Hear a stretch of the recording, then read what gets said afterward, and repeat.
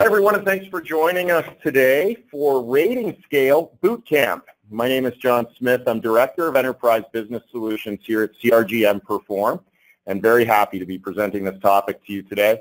I've been involved in performance management processes and helping organizations improve them with our software for over 15 years now. So I come to this having seen lots of different performance reviews and lots of different rating scales, and I know at this time of the year this topic is a very popular one for good reason.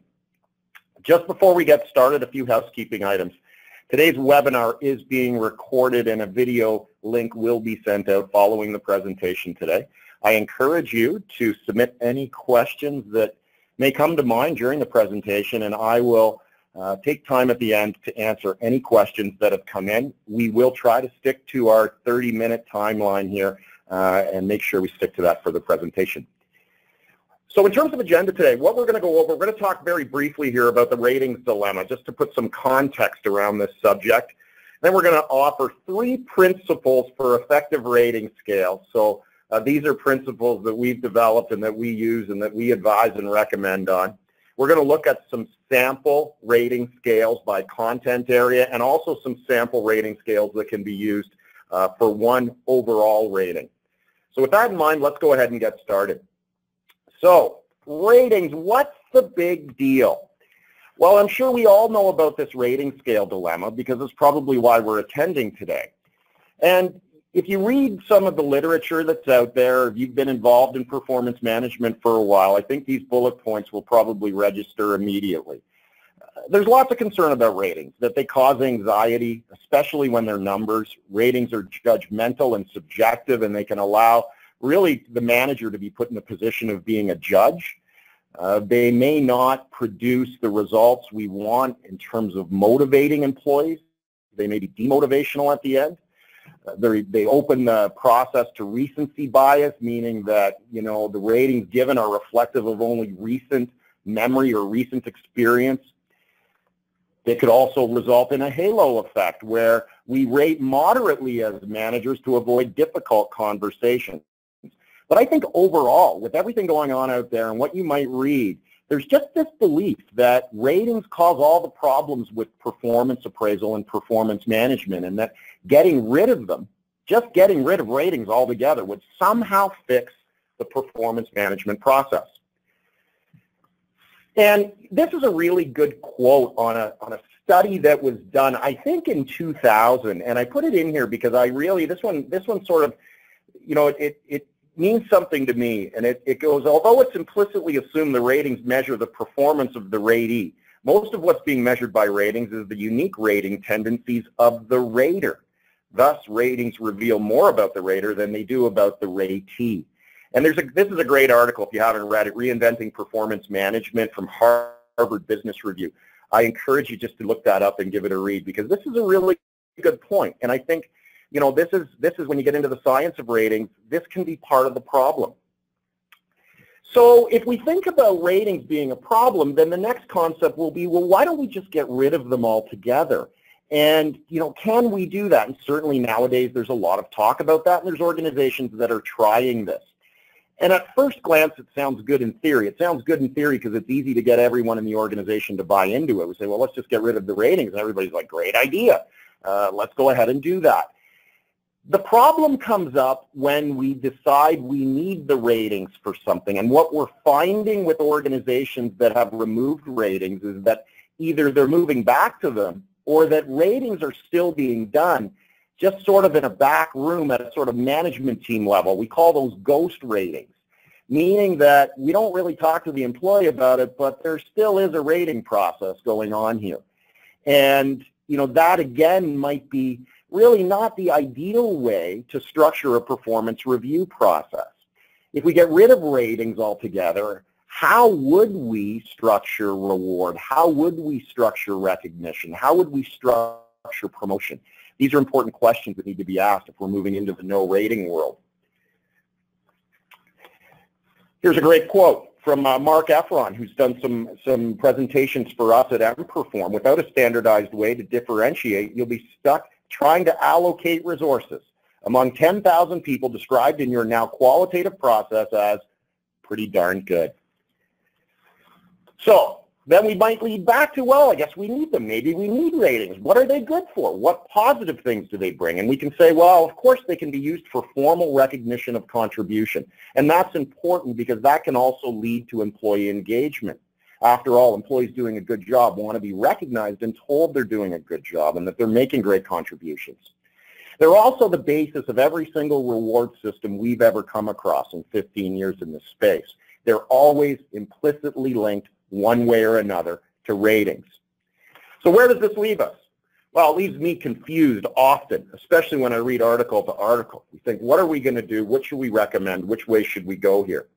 And that's what really leads into our important 3 principles that we've come up with when we're recommending rating scales. And these 3 principles are really about purpose, alignment, and focus. For purpose, it's pretty simple. We say, when we're looking at ratings, we have to have a reason to use them. When we look at alignment, to me, this one stands out the most, and we'll talk about this in a minute, but alignment's really about aligning the ratings to the content of what's being rated. And this is a big miss a lot in what we see out there. And of course, focus. Nowadays, we recommend the focus be on words or adjectives rather than numbers in the rating scale. So let's talk a little bit about each of these. For purpose, we can say, well, what are the good reasons to use the ratings? And we've talked about some of these already. We need a way to differentiate and report on performance.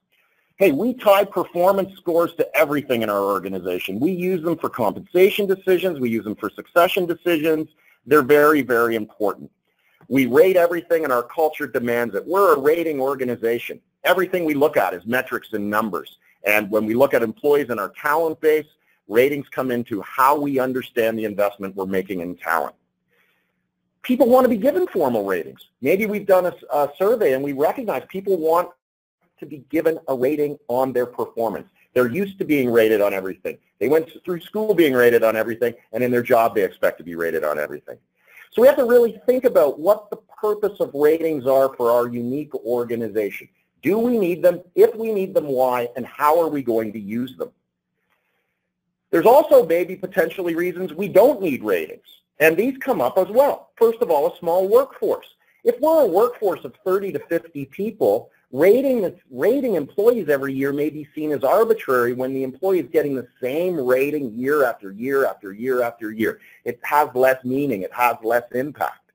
It's harder to get away from ratings altogether if you're a large organization. It's really difficult to do. That's not to say there isn't organizations out there trying it. General Electric is an example of that. They're trying it to get away with not doing ratings. But if you read the literature, what you're going to hear is that they've gone back to the ghost ratings. Maybe we don't need to report on ratings. Maybe we're using ratings today, but the only rating that matters at the end is when it gets told to the employee, and after that, it doesn't do anything. It doesn't drive merit decisions or compensation decisions, and it doesn't drive succession or promotion. We base that on other factors like skills and experience, and ratings is we don't go look at ratings to determine whether we should give someone a promotion.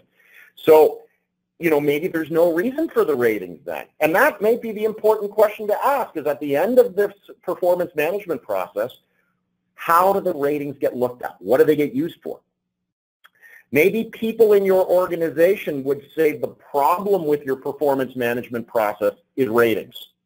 If the majority would say the ratings are meaningless and they equate ratings to performance management, maybe it is time to try something different without ratings in it.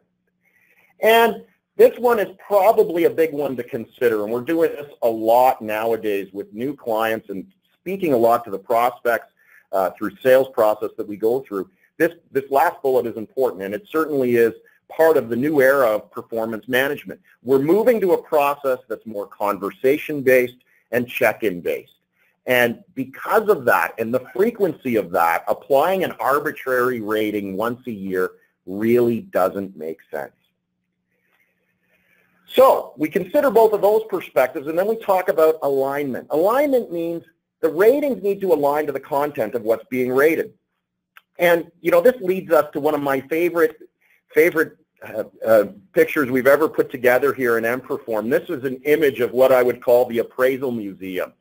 And I'd say over the last 15 years, we've spoken to thousands of prospects. We've seen at least 1,000 word-based performance appraisals come in. And there is a major disconnect in like 70 or 80% of them that we see. And the disconnect is this. They all use this rating scale. 70 to 80% of the performance appraisals out there, I'm going to say, have some form of the 5-point rating scale on it. And while I don't really have an issue, and we don't have an issue with the 5-point rating scale, many of our clients use it, where the issue comes up is if it's being used to rate specific content. So for instance, if we're using this to rate competencies, have we defined the expectation? If we're using it to rate goals, how did we meet the goal, we exceed the goal, we significantly exceed the goal? So what we're talking about here is how does this tie to the content? And in most situations we've seen, it sort of violates this principle for us that says, really the rating scale should relate to the content. And oftentimes this go-to one just doesn't. And I'll tell you something else about this 5-point rating scale that you all know.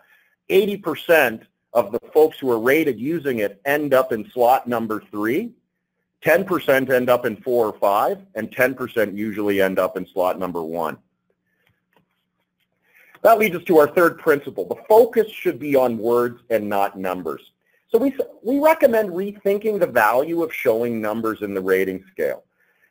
We traditionally rated employees through the 1 to 5 scale, and that works from a reporting perspective, but it doesn't really work from an employee motivation perspective or an engagement perspective.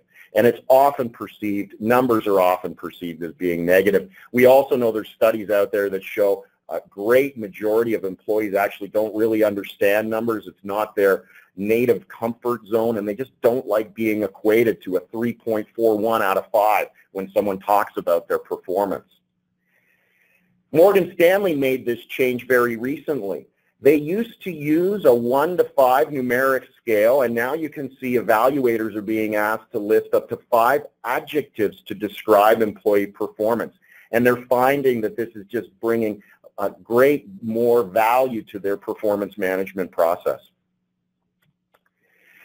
But if we move over to numbers, the question can become, but what about the metrics? What about the reporting? What about the driving, performance? What about performance driving compensation and succession and promotion decisions? How does a company produce metrics to make better decisions if it's not using numbers to rate people? And our scenario here is very simple.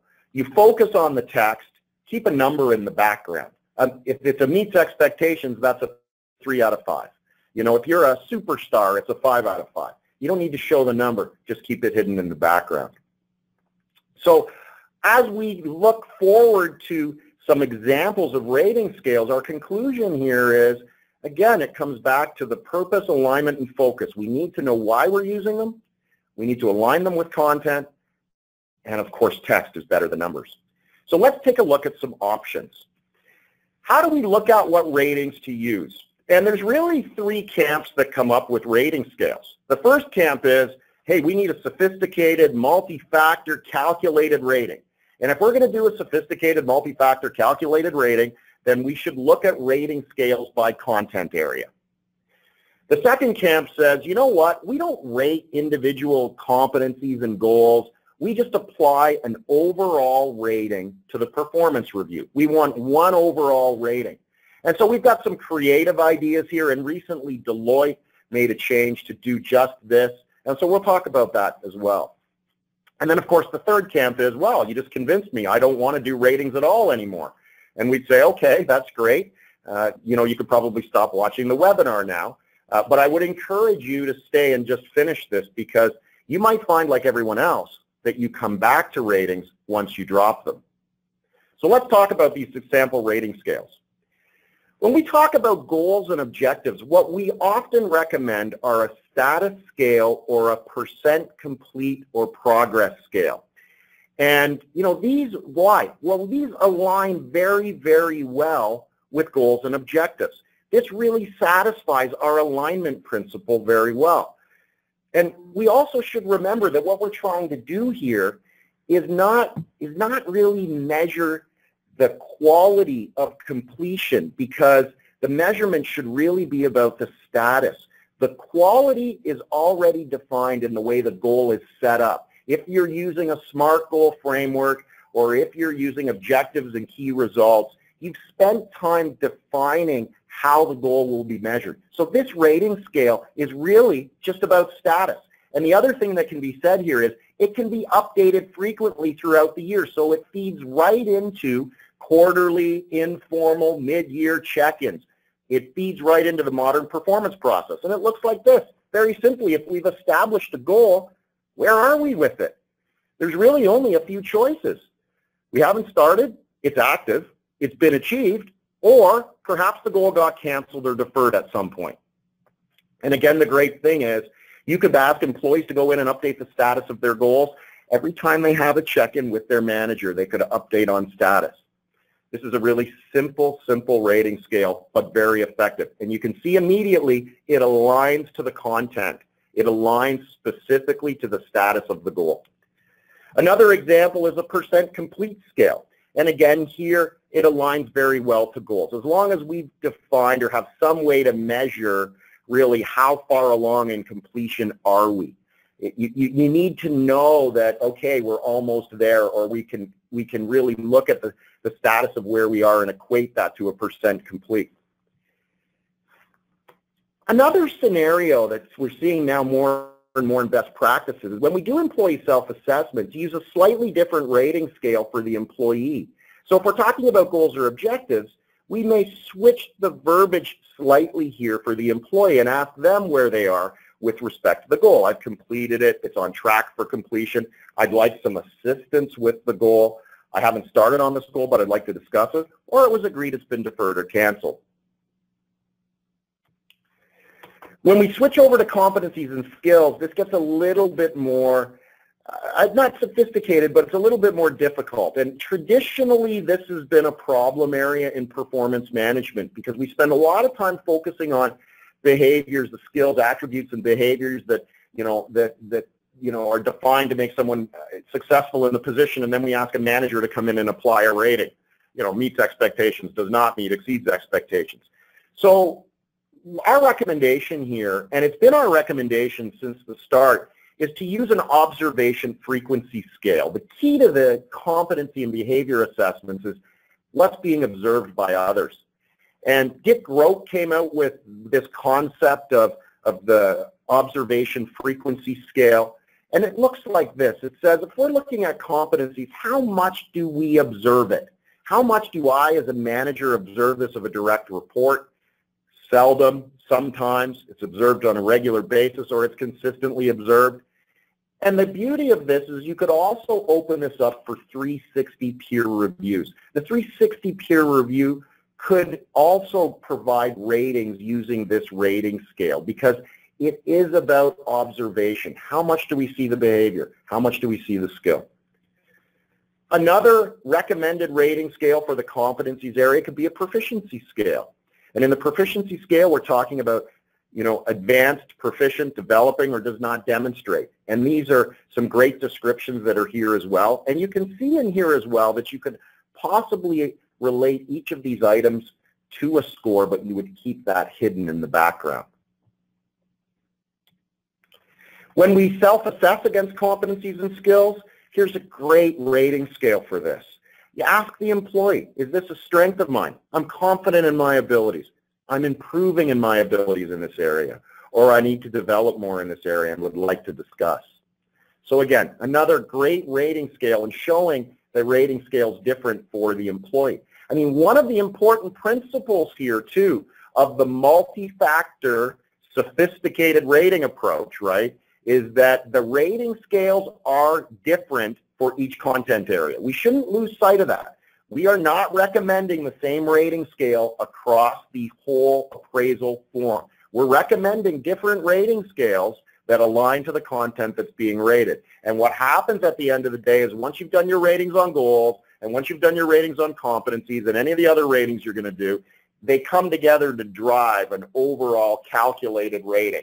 And that is still a very, very popular way to do ratings. So if you're in that world, the biggest thing is alignment, align the ratings to the content being measured, and of course focus on the words and not numbers. When we switch gears and say, let's look at one overall rating. We've got a performance appraisal form out there, and we go through it, and you know what? Most of it's commentary-based. I was just working with a client last week who's doing this. And you know what? The importance in the performance process is providing the feedback and documenting the comments and feedback, not necessarily the ratings. However, we've decided that we do want, at the end of the day, one overall rating for each employee. Well, there's a couple of approaches here.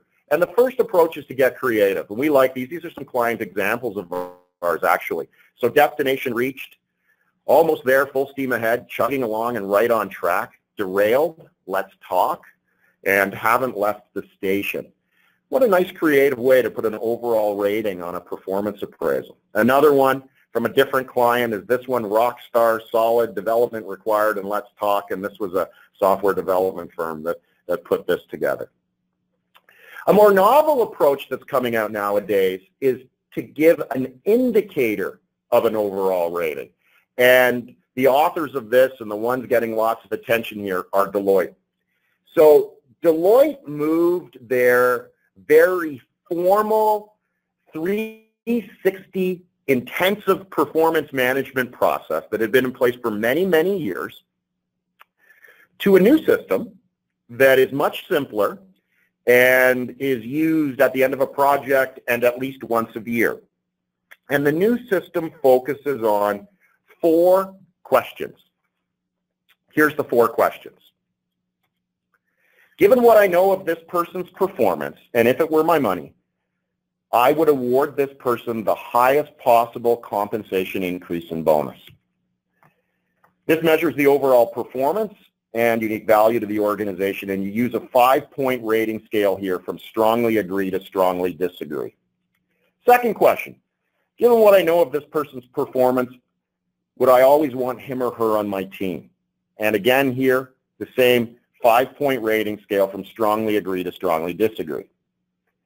The third question, is this person at risk for low performance? Yes or no is the answer to this one. And the last question is this person ready for promotion today? And this again is yes or no. So in this scenario, Deloitte is not providing an overall rating per se. They're asking questions, and the questions are multidimensional indicators, I guess, of an overall rating. You could take one of those and say, that works, or you could put them all together. You could put numbers behind them and score them if you wanted to. But these are Deloitte's 4 questions, and we're starting to see a lot of interest in that. Some of our clients who want to move to the no rating approach are struggling because they may have a sophisticated merit or compensation process that runs after performance management is completed or performance review is completed. And so they're struggling and they're saying, you know, we've agreed as an organization that we want to get rid of the ratings, but we still need some justification for the merit increase process.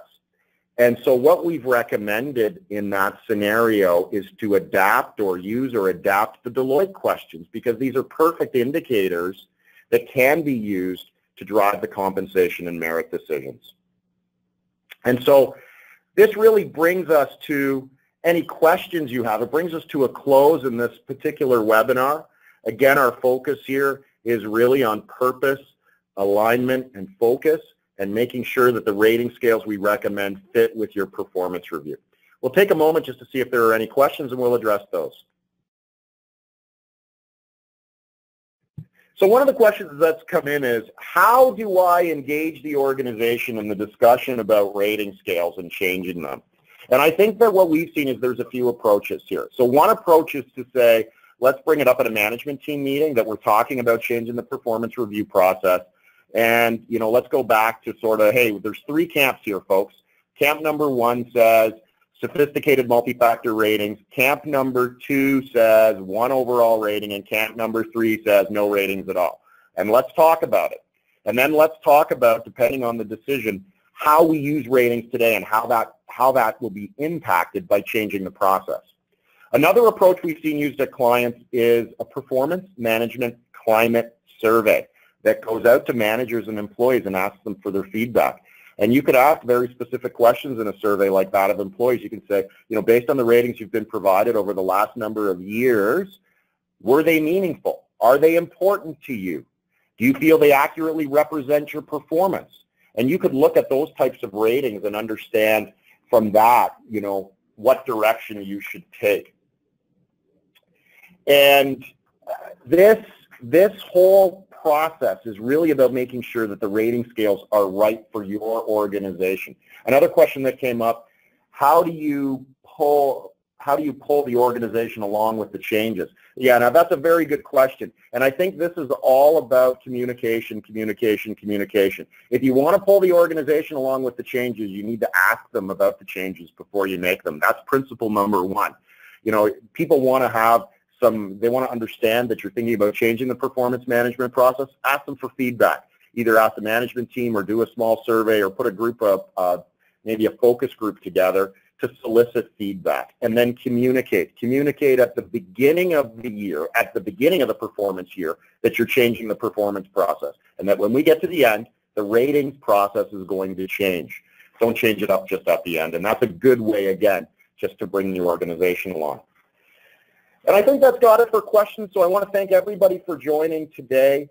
Just a reminder, this webinar is being recorded, and there's a great white paper we're going to send out along with this that has many more examples of rating scales. If you have any questions, comments, or any feedback for us, please reach out to us. We appreciate everyone joining today. Have a great day, folks. Bye-bye.